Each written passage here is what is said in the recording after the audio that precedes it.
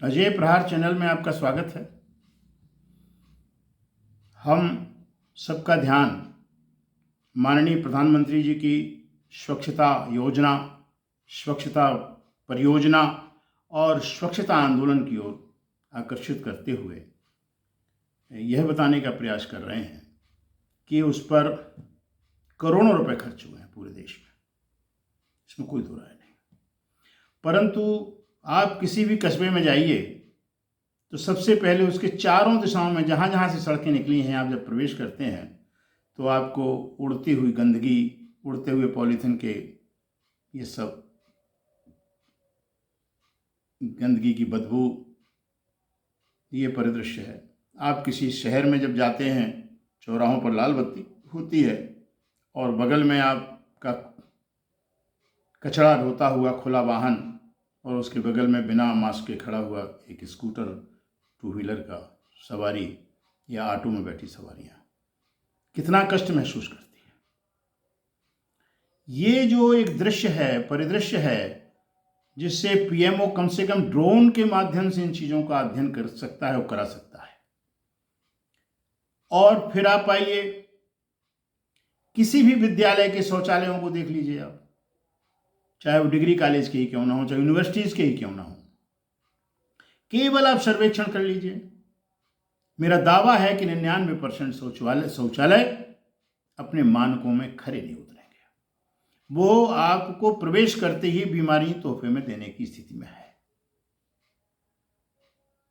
और आप ज्यों ज्यों छोटे छोटे स्कूलों में चले जाएंगे त्यों त्यों गंदगी के आभार और मिलते चले जाएंगे। ग्रामीण स्वच्छता तो इतनी दुर्दशाग्रस्त है, और ये हर घर नल नल नल जल क्या क्या है, कौन कौन परियोजना है, उसमें जो ठेकेदारों ने दुर्दशा कस्बों की और ग्रामीणों की, वर्धनगरों की जो कर दी है, नालियां खोद दी हैं, कई केबलें कट गई हैं, कई प्रकार की जो पड़ी हुई हैं वो सब कट गई हैं, नालियां बजबजा रही हैं, पानी में कई कीचड़ है, आप निकले रात में पैर धंस गया, किसी की स्कूटर, किसी की मोटरसाइकिल जा रही, कितनी दुर्दशा हो रही है। इसका कोई हल प्रशासन नहीं निकाल रहा है। एक आध बार खबर आई तो मुझे पता है चित्रकूट धाम मंडल के जो माननीय आयुक्त महोदय हैं, उन्होंने इस पर थोड़ी नाराजगी व्यक्त की, थोड़ा शक्ति दी, लेकिन वो नाराजगी, वो शक्ति कितना सुधार ला पाई, इसका कोई मूल्यांकन करने का कोई हमारे यहाँ सिस्टम नहीं है। हमारे यहाँ आदेश पे आदेश, आदेश पे आदेश चले जाते हैं, धड़धड़ाते हुए घोड़े बिल्कुल चले जा रहे हैं, ईमेल चले जा रहे हैं, उनका अनुपालन कहाँ हो रहा है।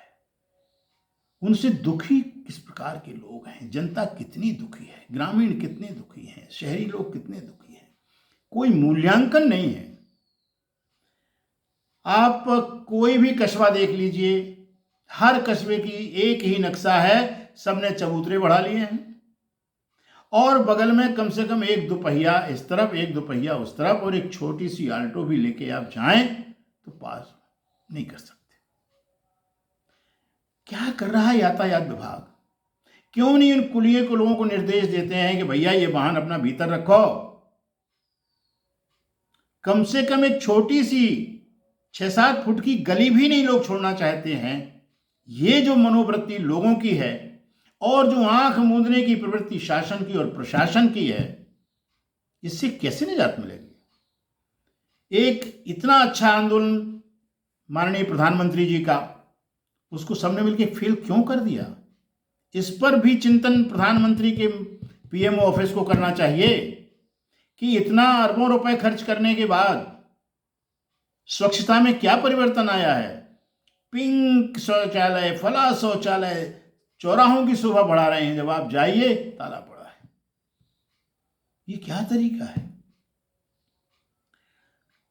सार्वजनिक धन का जिस प्रकार से दोहन हुआ, आम जन को उसका लाभ नहीं मिला। ये बहुत ही चिंताकारक बात है। आज प्राइमरी स्कूल ग्रामीण क्षेत्र में जो है बजबजा रही हैं उनकी गंदगी, वो अपना ताला लगाए हैं, क्या करें? सफाई कर्मी नहीं है, क्या करें? जो सफाई कर्मी नियुक्त होते हैं वह अधिकारियों के यहाँ चौकीदारी करते हैं, उनकी गाड़ी चलाते हैं, अगर पढ़ा लिखा है कंप्यूटर वाला तो कंप्यूटर चलाता है। वस्तु स्थिति तो यह है। अब इस हालात से निपटने की कोई योजना कौन बनाएगा? ना तो आपने पंचायत को सक्षम बनाया है, ना आपने प्रशासनिक ढांचे को सक्षम बनाया है। आपके प्रभारी मंत्री माला पहन के बढ़िया भाषण झाड़ के कि कल होकर के पूरा देश सुनहला हो जाएगा, वो चले जाते हैं। ये परिस्थिति भारतीय लोकतंत्र के लिए, भारतीय प्रशासनिक तंत्र के लिए, भारतीय जनमानस के लिए, छोटी छोटी स्वायत्तशासी संस्थाओं के लिए, सबके लिए चिंता का विषय है और चिंतन का विषय है। जब तक इस पर चिंतन के बाद क्रियान्वयन नहीं होगा, तब तक आप कोई तस्वीर बदल नहीं सकते। इन्हीं शब्दों के साथ धन्यवाद।